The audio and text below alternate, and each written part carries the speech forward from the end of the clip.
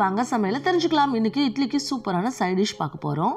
So நான் ஒரு பெரிய தக்காளி எடுத்துக்கிட்டேன், 15 காஞ்ச மிளகாய் எடுத்துக்கிட்டேன், 4 பூண்டு பல், இது எல்லாத்தையும் சேர்த்து வச்சு அரைச்சிங்கன்னா சூப்பரான ரோசாப்பு சட்னி நமக்கு ரெடி ஆகிடும். இது தாளிக்கணும்னா நீங்கள் தாளித்து சேர்த்துக்கலாம் ஃப்ரெண்ட்ஸ். ஸோ அடுத்தது சூப்பரான முழு கடலை சட்னி எப்படி பண்ணுறது பார்ப்போம். அடுப்பை பற்ற வச்சு அதில் ஒரு கடாயை வச்சுட்டு 1 கப் கடலை, இந்த கடலை பச்சை கடலை கேட்டிங்கனாலும் கிடைக்கும், இல்லை வறுத்த கடலை எடுத்துக்கிட்டாலும் சந்தோஷம்தான். இந்த மாதிரி போட்டு நல்லா வறுத்துக்கோங்க ஃப்ரெண்ட்ஸ் மிதமான தீயில். இதில் ஒரு 4-5 காஞ்ச மிளகாவும் எடுத்துக்கிறேன். ஸோ பச்சை மிளகா கூட நம்ம வச்சுக்கலாம், காஞ்ச மிளகாய் இன்றைக்கி நான் எடுத்திருக்கேன். ஸோ அடுப்பை பற்ற வச்சு கடாயில் எண்ணெய் விட்டு கடுகு போட்டுக்கோங்க. கடுகு நல்லா வெடித்த உடனே இதில் கொஞ்சம் உளுந்தும் சேர்த்துக்கோங்க.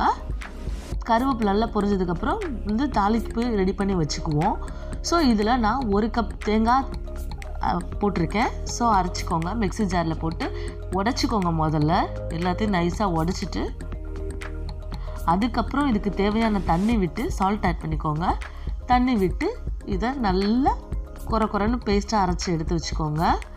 ஸோ சூப்பரான கடலை சட்னி ரெடி ஃப்ரெண்ட்ஸ். இந்த டேஸ்ட்டில் செம்மையாக இருந்துச்சு, டேஸ்ட்லாம் சூப்பராக இருந்துச்சு. இந்த டேஸ்ட்டில் யாருமே சாப்பிட்ருக்க மாட்டீங்க, அவ்வளோ டேஸ்ட்டாக இருக்கும்.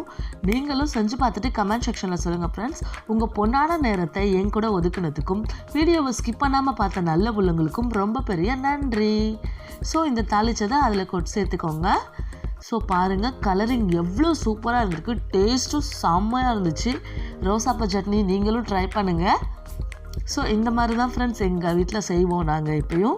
ஸோ இன்னும் மேலும் நிறையா சட்னி ரெசிபீஸ்லாம் உங்களுக்காக வரப்போகுது. வீடியோவை ஸ்கிப் பண்ணாமல் பார்த்த நல்ல உள்ளவங்களுக்கு ரொம்ப பெரிய நன்றி. தேங்க்யூ ஃப்ரெண்ட்ஸ், தேங்க்ஸ் ஃபார் வாட்சிங், லவ் யூ டு ஆல்.